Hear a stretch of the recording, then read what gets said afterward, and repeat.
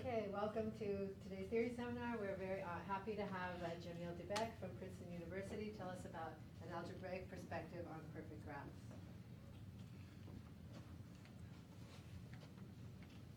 Thank you for the invitation. It's a pleasure to be here, and thank you all for coming. So this is joint work with Amir Ali Ahmadi, and today I will talk about a relation between sum of squares polynomials and perfect graphs. So I will do a few slides on sum of squares polynomials, and then a few slides on perfect graphs, and then we will see how to connect them, right? So let's start. So here is a task. We want to decide if the following polynomial is non-negative. Well, it doesn't seem so easy to decide that. In fact, it's a bit hard to check non-negativity of a polynomial if the polynomial has degree at least 4. On the other hand, if we could see that Px could actually be written as such, then it would be easy to tell that it is non-negative, right? Because now it is sum of squares. So then there are two questions that arise naturally here. One, okay, it's hard to check non-negativity, but is it easy to test if a polynomial is SOS? And second, is every non-negative polynomial SOS? Well, the good news is that the answer to the first one is yes. We can test easily if a polynomial is SOS. And therefore, the answer to the second one must be no, right? Because of the complexity considerations. One is difficult, the other is easy, right? So we should expect a gap between non-negative and SOS polynomials. Okay, now let me tell you a bit more about these yes or no answers. Okay, let's start with the first one. It is easy to check if a polynomial is SOS because it turns out that this can be done by solving a semi-definite program that you see here. It says that a polynomial Px of degree 2d is sum of squares if and only if you can find a matrix Q which is positive semi-definite such that P can be written as Z transpose QZ, where Z is the vector of monomials up to degree d. Right? So this is a semi-definite program. If it is infeasible, well, your polynomial is not SOS, but if it is feasible, then you can take this matrix Q, which is positive semi-definite, right? You can factorize it, say by Cholesky factorization, and you can get this V transpose decomposition, and then say the columns of V are from V1 to VR, and so we can write P as Z transpose QZ, etc., and then it becomes the sum of squares of VI transpose Z, right? So if you go back to our polynomial now, if you put this polynomial into our SDP, this is what we get. The matrix Q is in the middle, and if we factorize it, we get these 3 columns, and therefore P is the sum of squares of these 3 polynomials. Okay? Good. So now, so by the way, we are not going to use this result in our theorem, but I wanted to mention it because this is one of the main reasons behind the recent growing interest in sum of squares polynomials. Okay. So next is every non-negative polynomial SOS. In 1888, Hilbert proved that the answer is no. He completely characterized the case of equivalence in terms of the degree and the number of variables. So here is the table.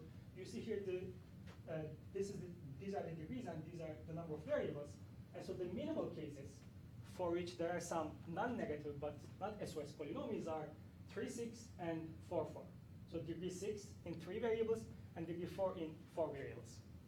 However, Hilbert's proof was not constructive in the sense that he did not provide an explicit example of a non-negative but not SOS polynomial. We had to wait 80 years for the first examples of such polynomials. So in 1967, Motzkin provided this example for the case 3, 6, and a few years later, Robinson gave this example for the case 4, 4. Okay? So this is the short story behind SOS polynomials. Well, it seems difficult to construct these non-negative but not SOS polynomials. And as an extra information, this is especially true if you want to put additional constraint on your polynomial. For instance, remarkably, the following is still open. Construct a convex non-negative polynomial, which is not SOS. We know that they exist, but unfortunately, there is no single example of such polynomial. Okay, so there is this gap between non-negative and SOS polynomials, and of course, it's extremely important to understand where these kind of polynomials appear. Some non-negative but not SOS polynomials. Yes? What are the convex polynomials? Oh, convex polynomial. Okay, so probably the easiest definition would be to take the polynomial and take the Hessian, the second derivative of the polynomial. If it's positive semi-definite, then it is convex, right? And this is if and only if. Okay, so there's this gap, and we want to understand where these kind of polynomials appear. And now I will tell you some connections to graph theory. Okay, any questions? Good. So I would like to start by defining what a perfect graph is. But before that, here are two important parameters of a graph, the clique number and the chromatic number. So a clique in a graph is a set of pairwise adjacent vertices.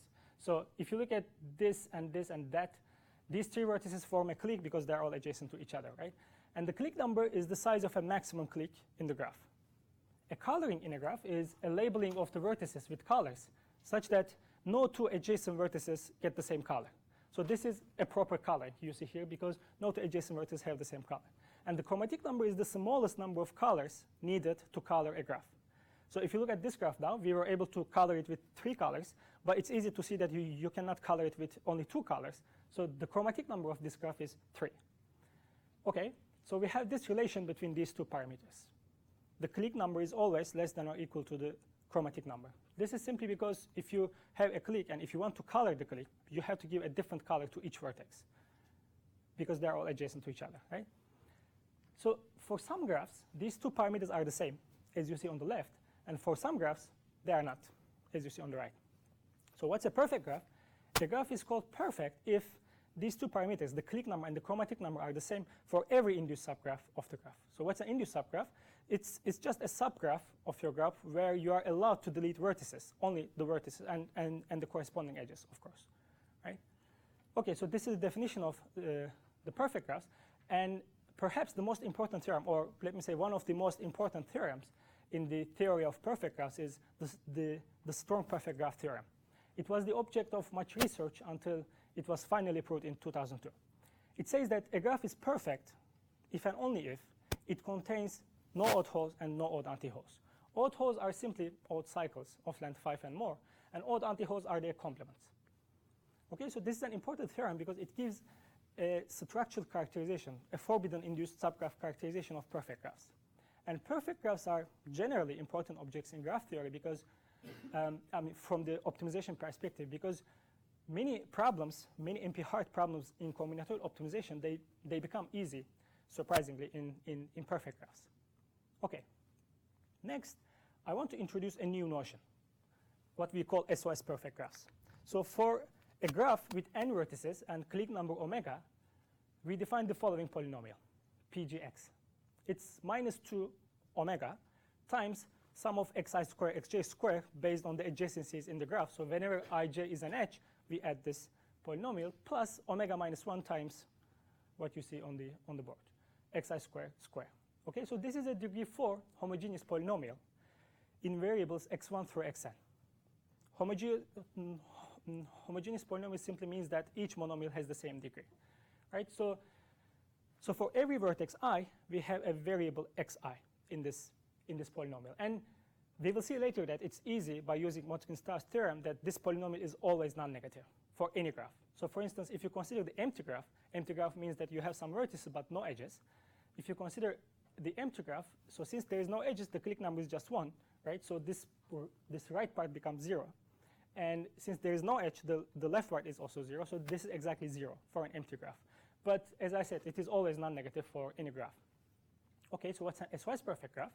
We say that a graph is SOS-perfect if this polynomial is SOS for every induced subgraph, right? So you write this polynomial for every induced subgraph, and if it is SOS, then we call that graph SOS-perfect.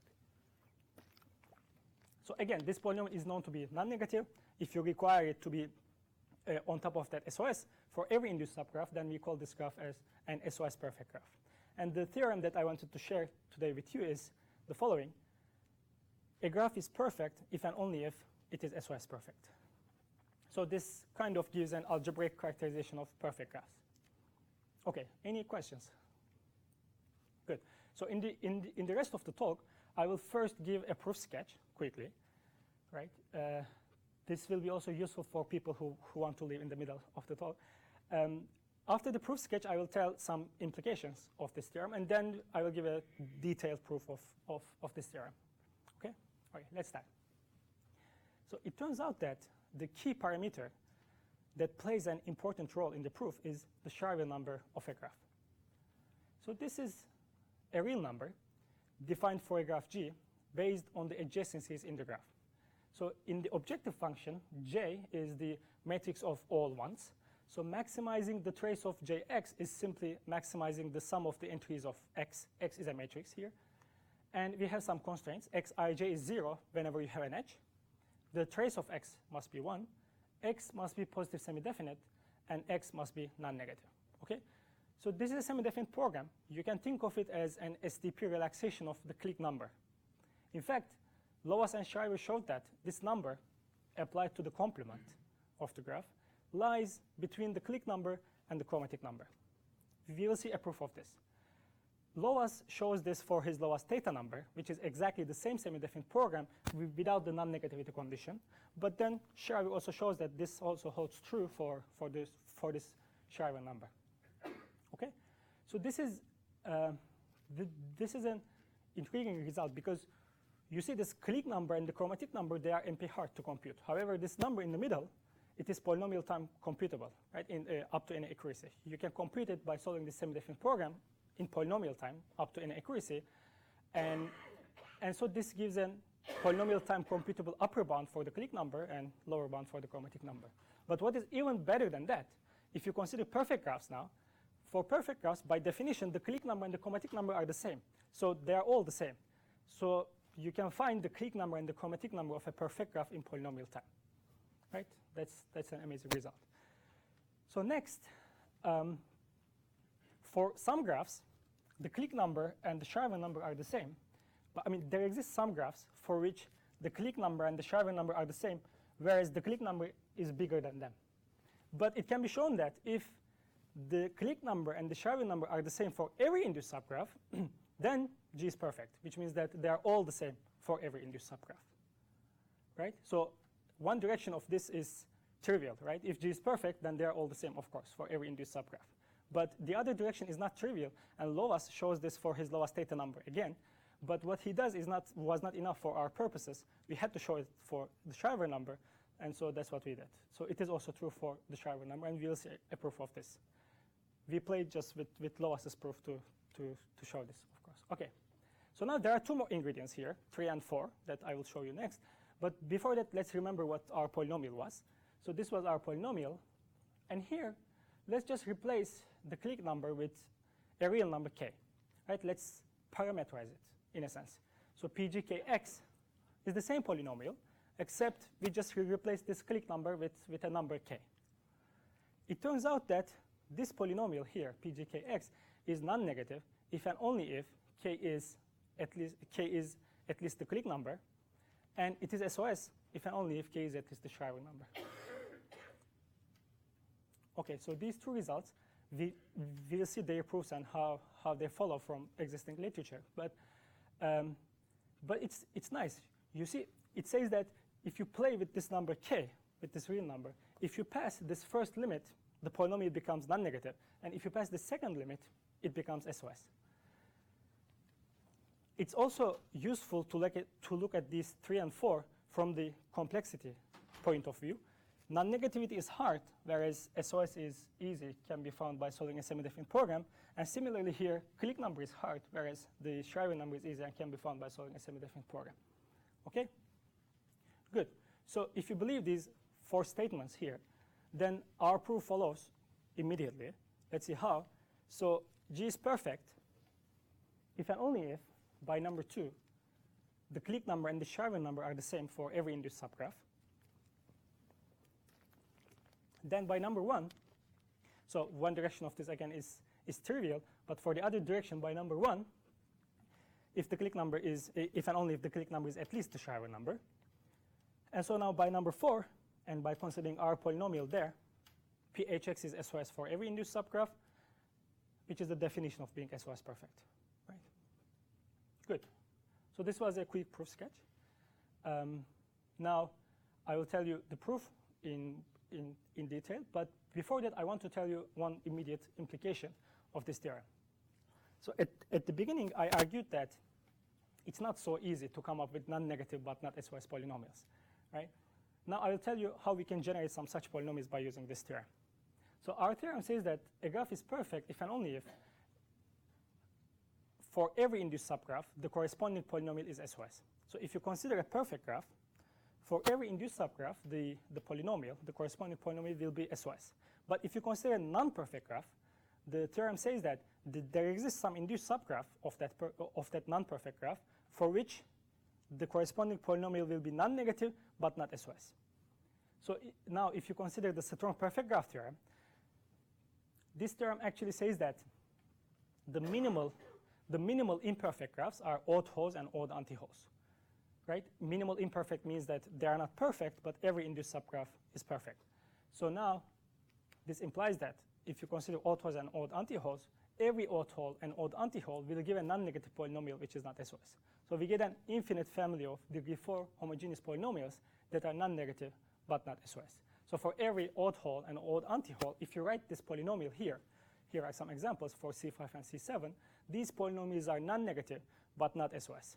Right? So that's how we can generate some such polynomials. And I want to point out here that, because this is important from the SOS perspective, these polynomials are different from each other intrinsically. So by that I mean you cannot obtain one by tweaking another, say by putting some variables to 0 here, etc. Right? Because they are all minimal imperfect graphs and they are not induced subgraph of another. Good. Actually, we can generate some more such examples by considering other non-perfect graphs. It doesn't have to be odd hole or odd anti-hole. Right? Okay. Good. So this was one immediate implication. Now, if there's, yes? Is there a reason why I started with the bi-side and not the triangle? But the triangle is perfect, right? Let's think about that. The triangle is, so the clique number of the triangle is 3. And the chromatic number is also 3. You should give a different color to each vertex. Right? And if you consider any induced subgraph of that triangle, it will also be perfect. So the triangle is perfect. And Odd hole? so odd hole is odd cycle of length at least 5. Okay. Okay. Right. Good. Any other questions? Is there an intuition behind this polynomial? Are you going to Yes, yes. We'll see the intuition. Right. Right. It's actually Motzkin-Straus theorem. We'll see. We'll see how we get this polynomial. So this was the proof sketch. Let's start with the first one. And this is not our proof. This is Loas's proof. But let me present it here. This is also known as the Loas sandwich theorem because this number in the middle is sandwiched between the clique number and the chromatic number. Right. So how would you prove something like this? Let me prove the lower bound, and the upper bound can be proven similarly. Okay. So how would you prove something like this? Here is the STP for the Schreiber number, and this is a maximization problem. So if we can provide a feasible solution with the objective value omega, then we are done, right? If we can provide a feasible solution with the objective value omega, this means that the Schreiber number is at least the clique number. So let's do that. Let C be a maximum clique in the graph G, and let X be its indicator vector. So what does that mean? It's a vector in Rn, n being the number of vertices, and for every vertex, if the vertex is in the maximum clique, you put 1. If not, you put 0. Right? That's the indicator vector. Now, if you consider this matrix X 1 over the size of C, which is omega, X transpose, it's easy to check that this is a feasible solution, and it's very easy to check that it is the objective value is exactly omega. So this proves the lower bound. Right? And again, the upper bound can be proven similarly, but the coloring number is a minimization problem, right? We want to find the minimum number of colors. So maybe we can take the dual of this STP, which will again be another STP, and it will be a minimization problem. And so we can provide, again, a feasible solution with objective value, the chromatic number, and that's it, right? Let me not do it here. Good. So now we believe number 1. We believe Loas, of course. And now for number, so now I want to focus on 3 and 4 first. Okay, so right, so to prove this, so we want to prove this, and I just wrote it there on the board, the same things, just so you don't forget what they are. Because now we'll take a slight detour, and we need to set some notation, and I need to show you some preliminary results, okay? Okay, so here are some convex cones. Sn will denote the set of n by n matrices. Nn will be the non-negative matrices, so each entry is non-negative.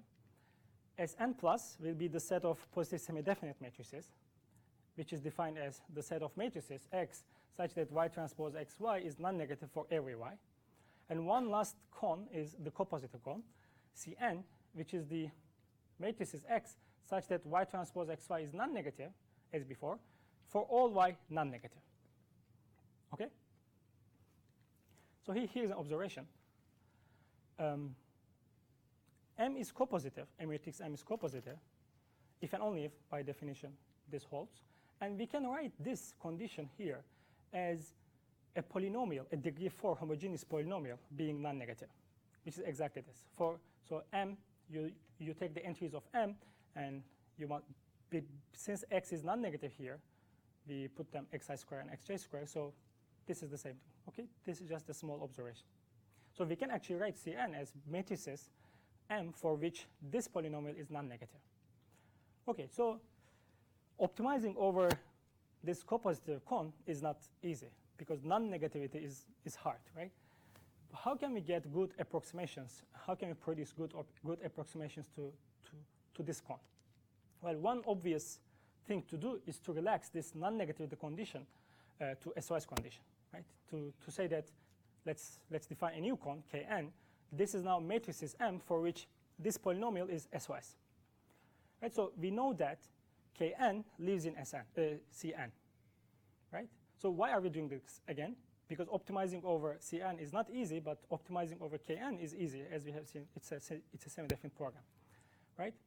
But there is something even better about this Kn. Parillo showed that this cone is actually exactly the matrices which can be written as sum of two matrices. One is positive semi-definite, the other is non-negative. Right? This is an if and only if statement. And if we consider the dual of this cone, it's an easy exercise to take the dual of sum of two cones. It would be, and since the non-negative matrices and PST matrices, so these cones are self-dual, it's easy to see that the dual of this cone is are the matrices which are both positive semi-definite and non-negative, which is exactly the condition we need for the Shriver number, right? If you remember the semi-definite program, there were x must be positive semi-definite and x must be non-negative. Good. Next, I want to introduce this Motzkin-Straus theorem. But before that, here is a nice remark. Minimization of a quadratic function over the simplex, and simplex means the following: the vector is x such that the sum of the entries is 1 and it's a non-negative vector, is equivalent to a copositive programming problem as follows. That's a very useful fact to keep in mind. So minimization of x transpose qx, so this is a quadratic function, over the simplex, x is in the simplex, is the same as maximizing a real number k such that q minus kj, j again the matrix of all ones, is copositive. Right? So here is the Motzkin-Straus theorem, which basically says that Clique number can be written as minimization of a quadratic function over the simplex. So what is I? I is the identity matrix. What is A bar? A is the adjacency matrix for the rest of the talk, and A bar is the adjacency matrix of the complement graph. Right? Maybe it would be useful to write them on the board, but it's too late now, I guess. Okay, so now by using the above remark and by playing with this Motzkin-Straus theorem, it's easy to see the following. The Clique number is minimization of k. So the minimum k such that k times A bar plus I minus j is copositive is exactly the Clique number. Right? Okay, good. So let me write this there. Okay, so we have this. And now, remember these two cones, Cn and Kn. So how can we get a good relaxation for the Clique number? Well, we can just replace the Cn with Kn, right? Let's do that. And let's call this number theta 0. So this is usually called theta, so let's say it is theta 0. So now the same program, except we replace Cn with Kn. But we know that Kn lives in Cn, right? So omega is less than or equal to the theta 0. Right? Here we optimize over a larger feasible set, so it should be less than the theta 0. So far, so good. Okay, here is a lemma from a paper from Dibek and Pashenik from 2002. They say that actually this theta 0 here, it's exactly the Shriver number.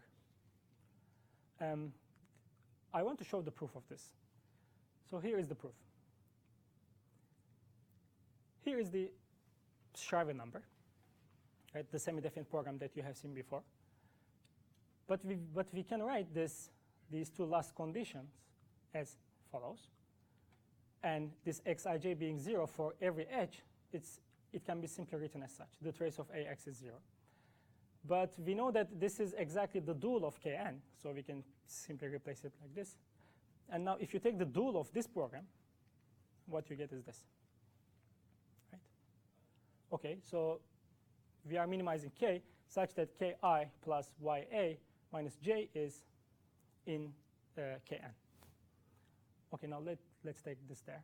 We want to prove that theta 0 is the same as theta prime. Here is theta prime, the Shriver number, and here is theta 0. And now let's show that they are the same. Well, at least the objective functions are the same. Right? The only difference is that instead of k here, we have y. If this was k, then it would be exactly the same thing. So we need to show that we can always assume y is k, actually. Y can be chosen as k. Okay, let's show this. So for that, we need to show that whenever this holds, whenever this matrix is in Kn, this matrix is also in Kn. That will be enough. Okay, let's do that. So just to remind you what Parillo showed, Kn is exactly the matrices which can be written as the sum of a positive semi-definite and a non-negative matrix, right? And again, if you can write it as such, then it is in Kn, right? So it's an if and only if statement. Okay, so now let's start with this. This matrix is in Kn. So we can write it as S plus n. S is in Sn plus, n is in Nn. Okay? So it's enough to show that. I hope you see this now. It's enough to show that this is non-negative. Well, it's stronger than what we want to show, but it's enough to show this, right? If you can show this is non-negative, then add S to this matrix. It's S plus n plus this, which is this matrix plus this part, which is exactly that matrix. So it's enough to show that this is non-negative. This matrix n plus k minus ya is non-negative. Okay, let's do this. So first observation is that we may assume always that the diagonal entries of n are all 0, because we can always put them in the diagonal entries of S, right? It would never hurt us. It would only help for being positive semi-definite. So if you look at here now, the diagonal entries of S becomes k minus 1. K comes from identity, minus 1 comes from J. And the diagonal entries of A are all 0, right? It's an adjacency matrix. Okay, so S has a constant diagonal, which is k minus 1. So the second observation, if you look at these two matrices, if some ijth entry of A is 0, then they are the same matrix, right? The only problem would happen if ijth entry of A is not 0, if it's 1. Okay, so assume it's not 0, it's 1. Then what happens to S plus n? Sij plus nij becomes y minus 1. Y comes from A. The off-diagonal entries of I are all 0. Y comes from A, minus 1 comes from J. So we get y minus 1. And also, since S is positive semi-definite, and this is the only point where we use that S is positive semi-definite, since S is positive semi-definite, and since it has a constant diagonal, Sii is at least Sij. Because if this doesn't hold, here k minus 1, here k minus 1, and if this is bigger than k minus 1, then this little submatrix 2 by 2, it's not positive semi-definite. So we get this, and now we just combine these things. Okay, Sii, k minus 1, and it's at least Sij, which is from this equation y minus 1 minus nij, and so nij is at least y minus k. That's it. So it looks complicated, but it's actually very easy, right? We just play with the matrices, and therefore this matrix here is non-negative, and this completes the proof. Yeah. Okay. Okay. Good.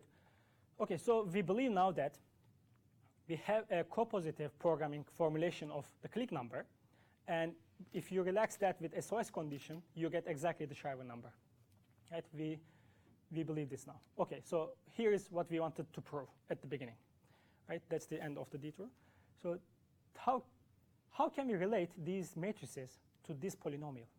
Like, what's the relation between these matrices and this polynomial? Well, first of all, these matrices, they can be written as such.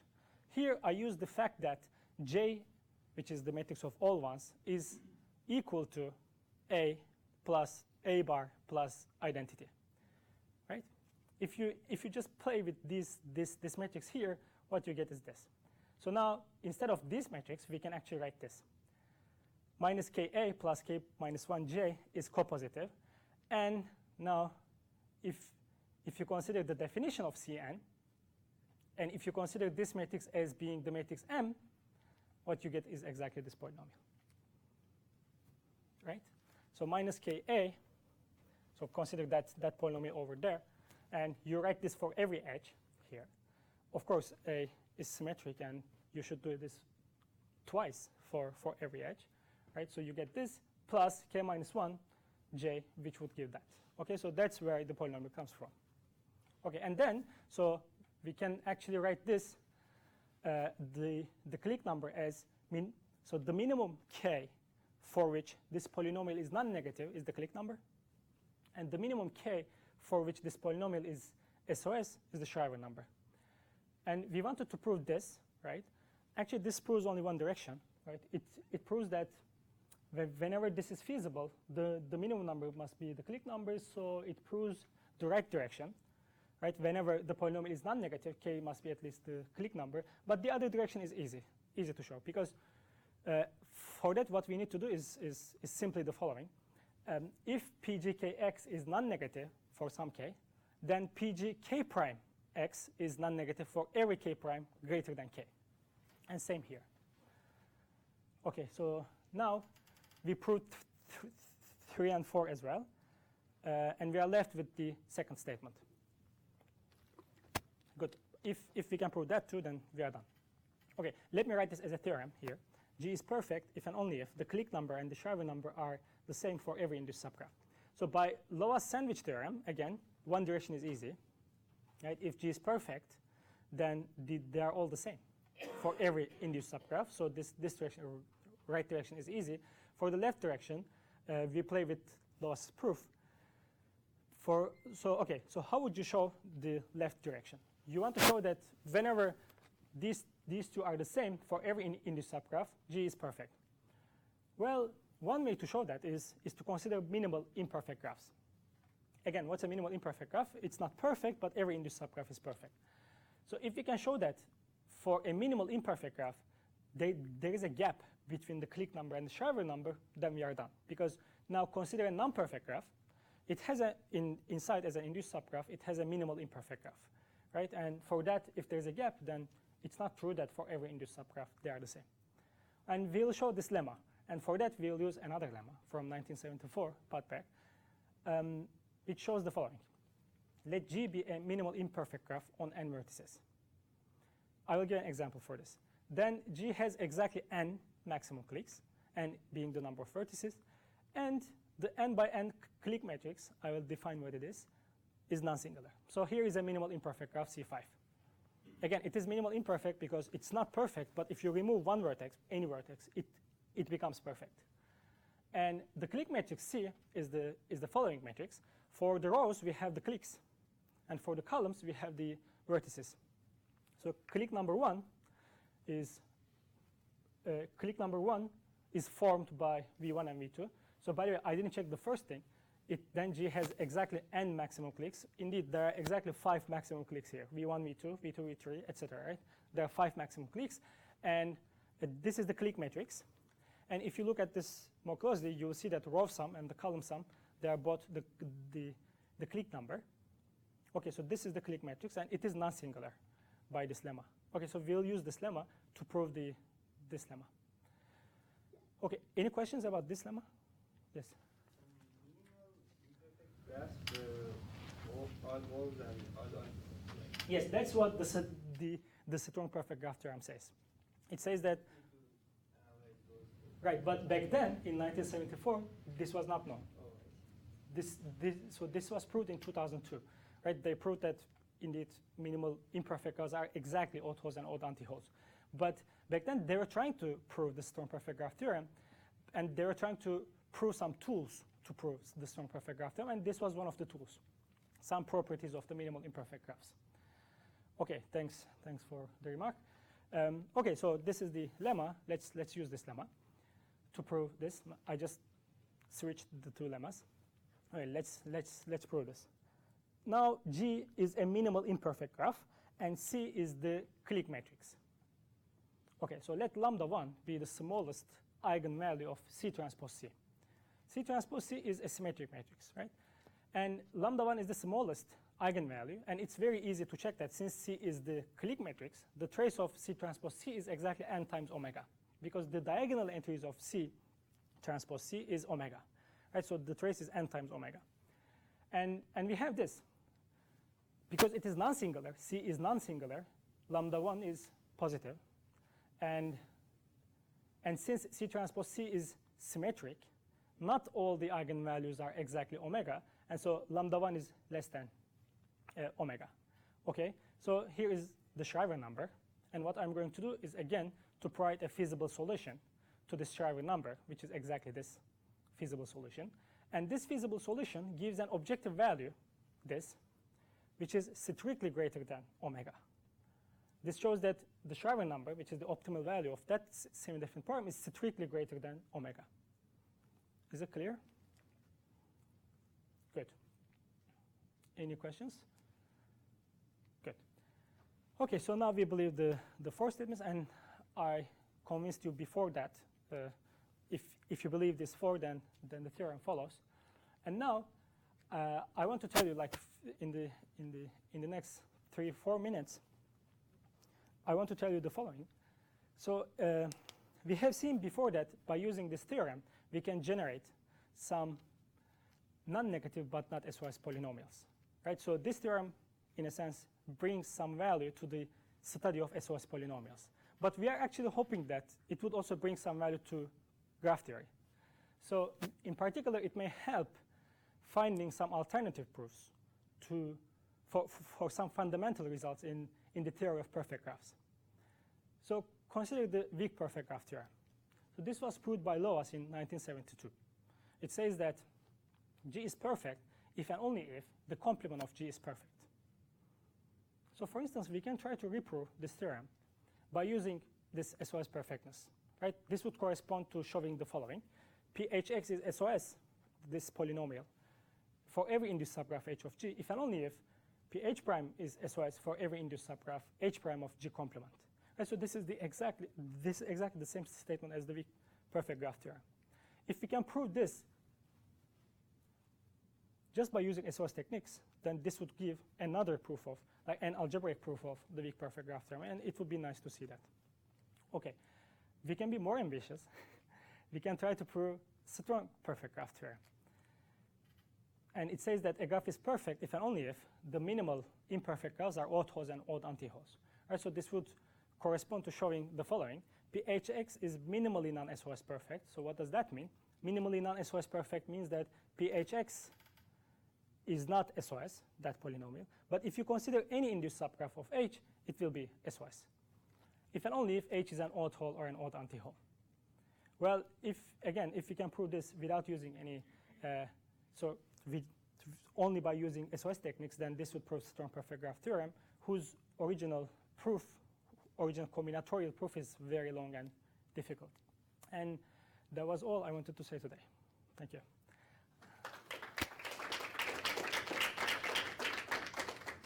Questions? Yes. So is there a bound on the degree of the SOS for these kinds of polynomials? Yeah, that's a very good question. Actually, I have a slide on that. Let me go there. So this was done by, sorry about this. So this was done by, okay, here is the slide. So this was done by Declercq and Pachinik, actually. So instead of Kn, we can consider Knr, right? Which is, so for Kn was this polynomial to be SOS, but now Knr is a better relaxation in a sense, right? Knr is the set of matrices M for which this is SOS. Right, and then we have this hierarchy here. Kn0 is in Kn1, etc., and they are all in the copositive cone. And so we get this upper bounds. Alpha g is less than or equal to the theta rg, which is this, right? And they prove that the bound for this upper one, if you take r to be alpha squared, then you exactly get independence number. And there is a conjecture saying that actually it is alpha G. And there are some partial results on this. I don't know if this was your question. I'm So sorry. the degree bound is the stability number, is that what you're Yes, saying? yes, exactly. And so we just considered the first level of this relaxation, which was theta 0 for us. But you can get some better approximations by considering the other cons.